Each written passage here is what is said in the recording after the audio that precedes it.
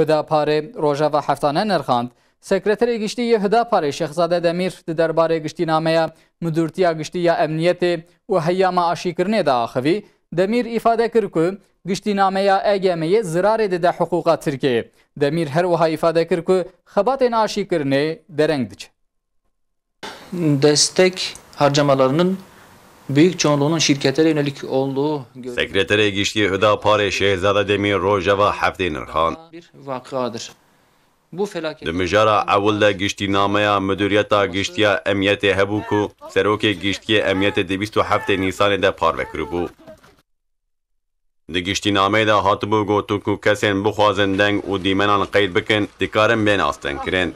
Demîr derbarê mijarê de wiha got. temel hak ve hürriyetlerin korunması için çıkarılmış kanunları Ji bo parastina hewq û hürriyeta temel, qanûnên ku hatinin derxistin û saziyên ku van qanûnan disepînin û emel dikin ji bo xebatên kesan ji bo kesên ku hêzên parastinê û mücadeleya bi suç û suçdaran rewek pirsgirêkê dibînin re ji bo binpêkirina hiqûq û hürriyetê zemîn û îmkanan berfireh dike.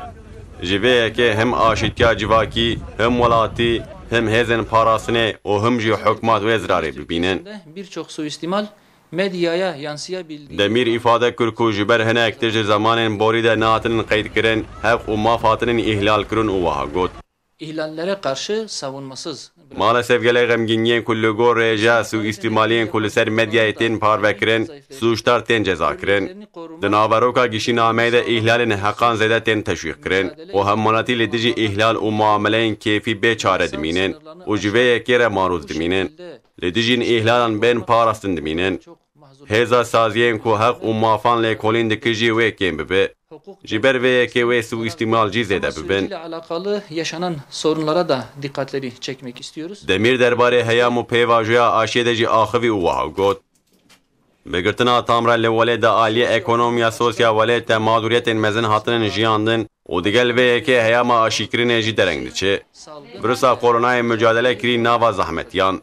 Eger pirsgirêk û giraniya aşîkirinê wa biçe, wê sîstema parastina civakê ne mümkün be û ev jî rîska vegera heyama ewla şewbê bixweretîne. En başa dönülmesi riskini de oluşturmaktadır. Demîr wiha xaftina xwe zêde kir. Ev rewşa hanê dibe sebeba pirsgirêkan û dibe sebeba pênebaweriya şewa virüsa koronayê.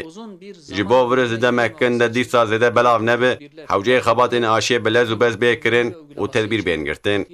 Ji bo temînkirina aşiyê jî xebat bi rêk û pêk tên temam kirin. Demîr îfade kir ku hinek welatên ku aşiyê çêdikin û difroşin, aşiyê ji bo hinek emel û armancên cuda bikartînin û vê yekê ji armanca saetê dûrxistinin.